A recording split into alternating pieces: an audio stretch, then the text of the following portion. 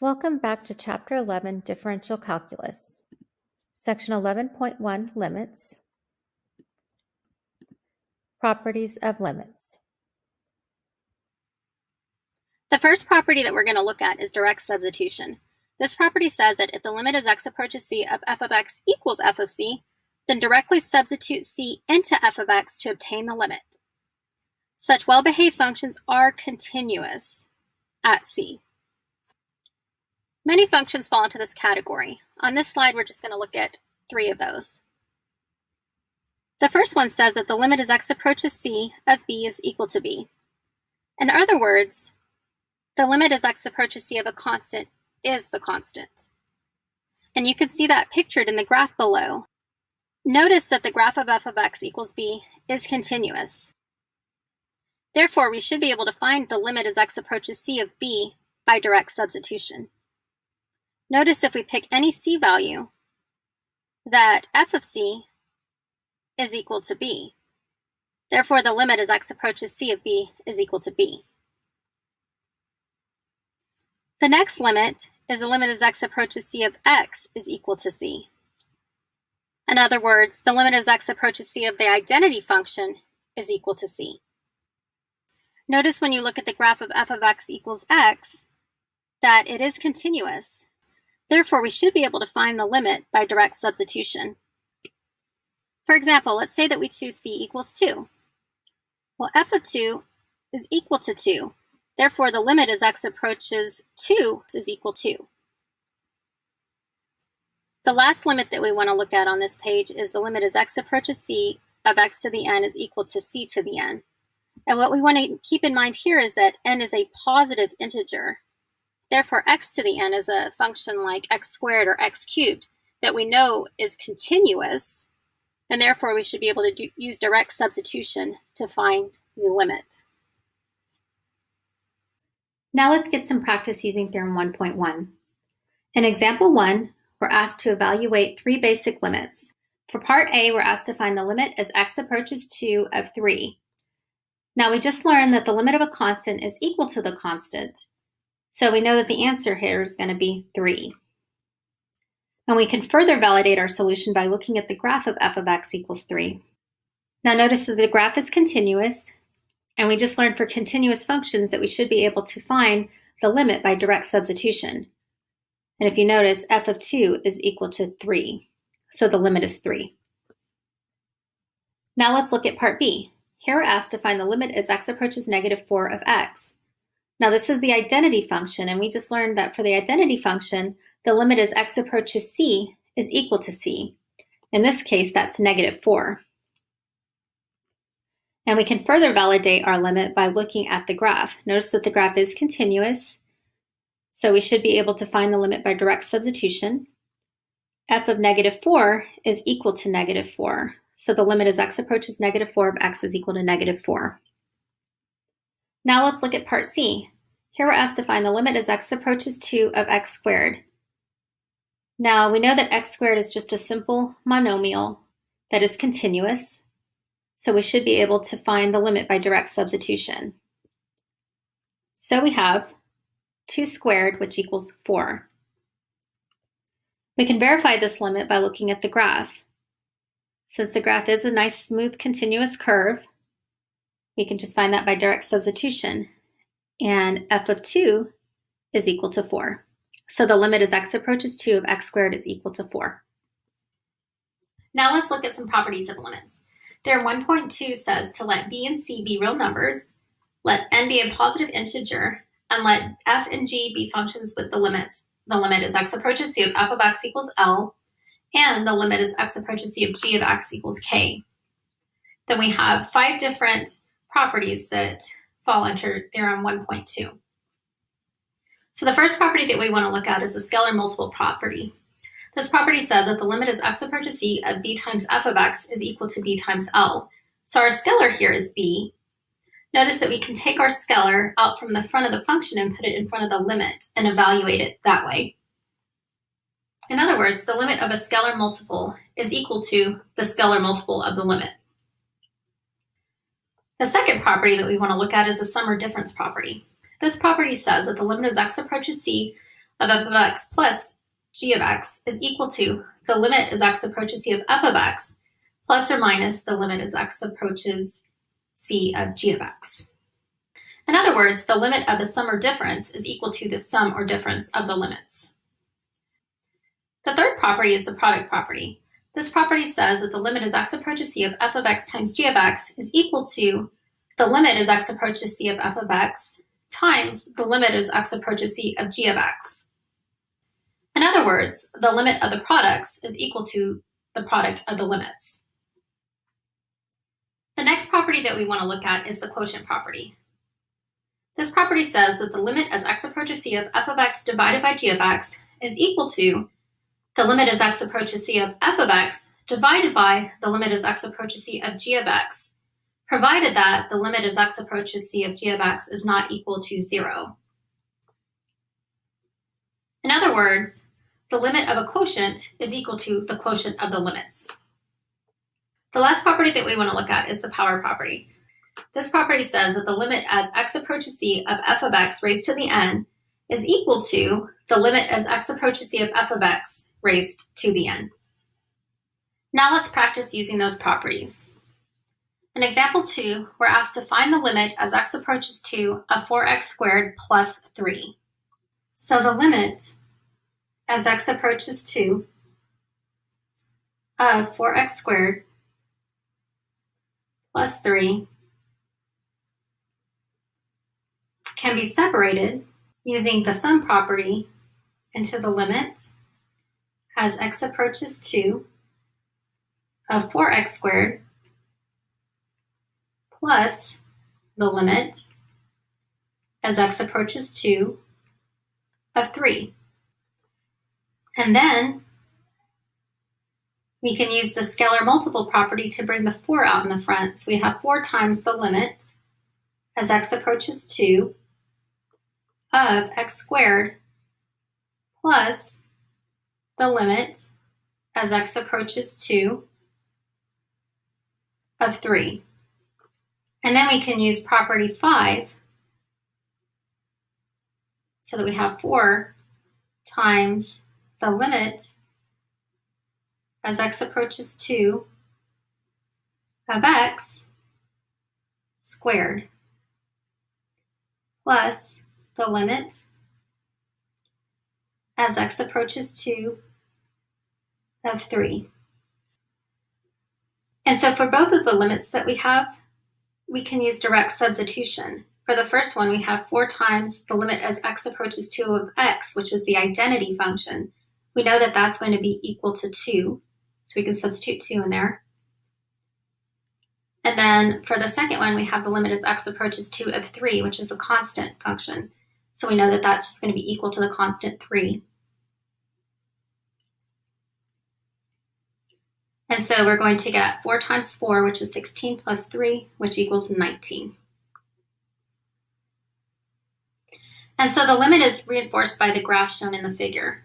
Notice that f of 2 is equal to 19, and that's just because this is a continuous function, so the limit value should be the same as the function value.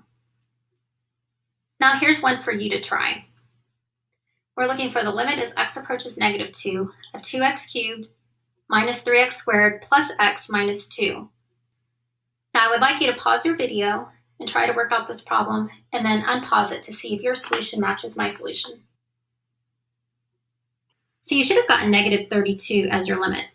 Notice that the limit is separated into 4 different limits using the sum and difference property. Then the scalar of 2 is brought out to the front of its limit. The scalar 3 is brought out to the front of its limit. And then we use the power property on the first 2 limits. After that, we use theorem 1.1, which is the property of direct substitution, to finalize our solution. That brings us to the next property that deals with limits of polynomials. The function that we looked at in example 2, p of x equals 4x squared plus 3, is a polynomial. Now we know that polynomials are continuous. Therefore, we should be able to use direct substitution. So instead of using all those properties that we used in example 2, we could have just directly substituted into it to find the limit. So the limit as x approaches 2 of p of x is equal to p of 2, which equals 4 times 2 squared plus 3, which equals 19. The limit that you just found for the you try it problem that you just did was also of a polynomial function. Therefore, you could have used direct substitution for that one as well. And the last point that I want to bring up from this slide is that not only is the direct substitution property valid for all polynomial functions, but it's also valid for all rational functions with non-zero denominators. And that's because those will also be continuous. And that brings us to theorem 1.3, limits of polynomial and rational functions. If p is a polynomial function and c is a real number, then the limit as x approaches c of p of x is equal to p of c. If r is a rational function given by r of x equals p of x divided by q of x, and c is a real number such that q of c is not equal to 0, then the limit as x approaches c of r of x equals r of c equals p of c divided by q of c. So we need to pay attention to this requirement that q of c cannot be equal to 0. In other words, c must be in the domain of our rational function in order for us to use direct substitution. So let's see if we can apply theorem 1.3. In example 3, we're asked to find the limit as x approaches 1 of x squared plus x plus 2 divided by x plus 1. Now, what we want to keep in mind again is that c, which in this case is 1, must be in the domain of the rational function in order for us to directly substitute. So what we want to do is look at the denominator. The denominator is x plus 1. And if you put a 1 in there, then that's going to cause the denominator to be 2, which means it's in the domain. The only thing that would throw it out of the domain is if it caused your denominator to equal 0. Therefore, we can go ahead and directly substitute. So then the limit as x approaches 1 of x squared plus x plus 2 divided by x plus 1. So we have 1 squared plus 1 plus 2 over 1 plus 1, which equals 4 over 2, which equals 2. So the limit as x approaches 1 of x squared plus x plus 2 over x plus 1 is equal to 2. Notice that the answer that we got is validated if you look at the graph on the right. You can see the limit as x approaches 1 is equal to 2. Now it's time for you to practice theorem 1.3. You're going to be looking for the limit as x approaches 2 of 3x plus 5 over x plus 2. So please pause the video and work this limit and then unpause it and see if you have a solution that matches mine. So you should have noticed that 2 is in the domain of the function. Therefore, you can use direct substitution, and you should have got 11 over 4 as your answer. Now that we've looked at polynomial functions and rational functions, which are just 2 of the 3 basic types of algebraic functions, we're going to look at the third type of algebraic function, which involves a radical. So theorem 1.4 says to let n be a positive integer. The limit below is valid for all c when n is odd, and is valid for c is greater than 0 when n is even. The limit as x approaches c of the nth root of x is equal to the nth root of c. Let's practice using theorem 1.4. In example 4, we're asked to find the limit as x approaches 8 of the square root of 3x plus 1. So that's just going to equal the square root of 3 times 8 plus 1, which is the square root of 25, which equals 5. Now it's time for you to practice using theorem 1.4. Please pause the video and find the limit, and then when you're done, you can check the solution and see if it matches mine. So you should have just used direct substitution and plugged 6 in. So we get 2 times 6, which is 12, plus 4 is 16. You take the 4th root of 16, which equals 2. The next property of limits that we want to look at is the limit of a composite function. Theorem 1.5 says, if f and g are functions such that the limit as x approaches c of g of x equals L, and the limit as x approaches L of f of x equals f of L, then the limit as x approaches c of f of g of x is equal to f of the limit as x approaches c of g of x, which is equal to f of L. Now let's practice using theorem 1.5. For example 6, we're told to find two different limits. The first limit is the limit as x approaches 0 of the square root of x squared plus 4. So in this problem, the square root of x squared plus 4 is f of g of x. So we're going to write that down first.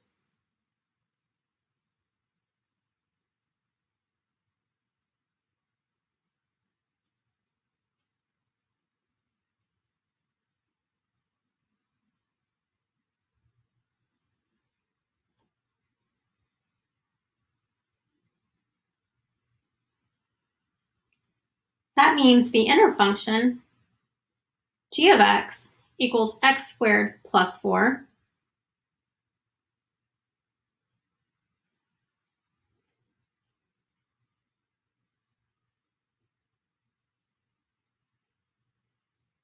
And the outer function, f of x, is just the square root of x.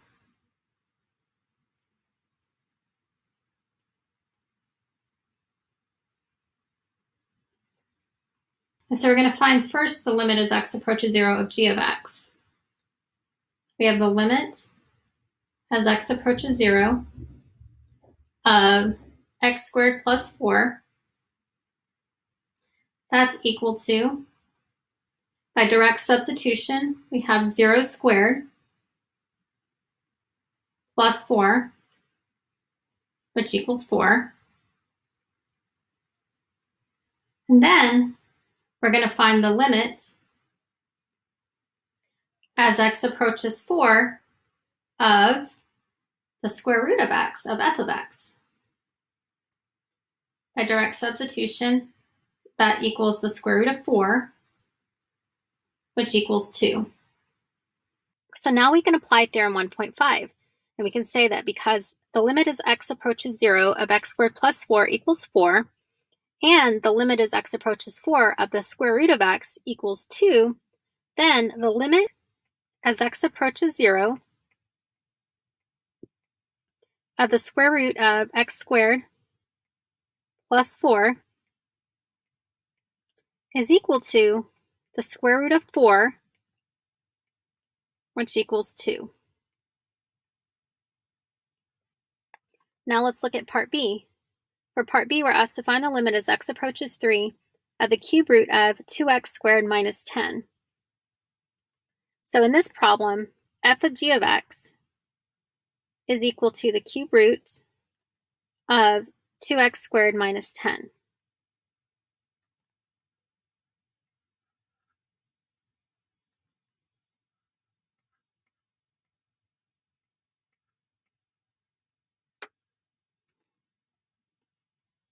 So the inner function, g of x, equals 2x squared minus 10.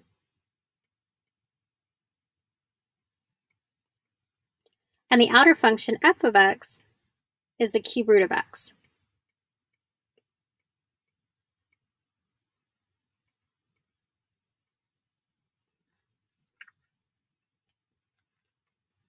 So first we're going to take the limit of g of x as x approaches 3. So we have the limit as x approaches 3 of 2x squared minus 10. By direct substitution, that equals 2 times 3 squared minus 10, which equals 8. And then we're going to take the limit of f of x as x approaches 8. So we have the limit as x approaches 8 of the cube root of x. That equals, by direct substitution, the cube root of 8, which equals 2.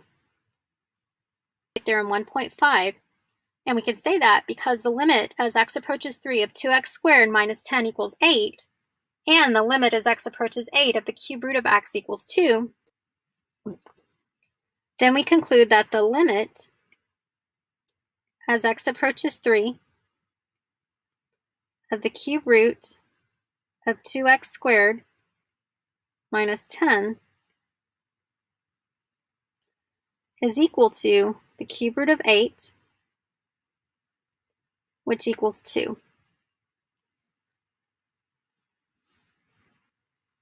Now it's your turn to practice using Theorem 1.5. I'd like you to please pause the video and work these two problems and see if you can come up with the limits, and then unpause your video and see if your solution matches mine.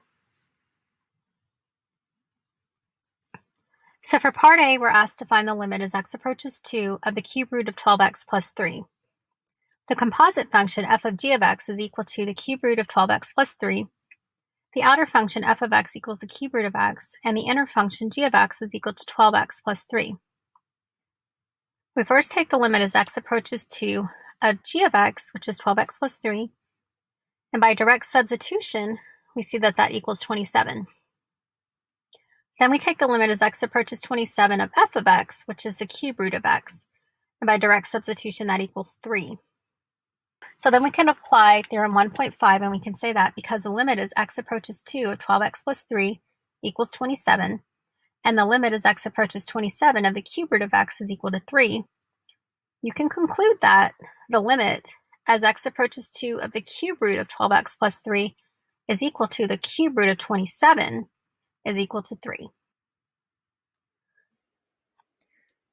Well, this brings us to the end of this video. Please join me for the next video for section 11.1, a strategy for finding limits.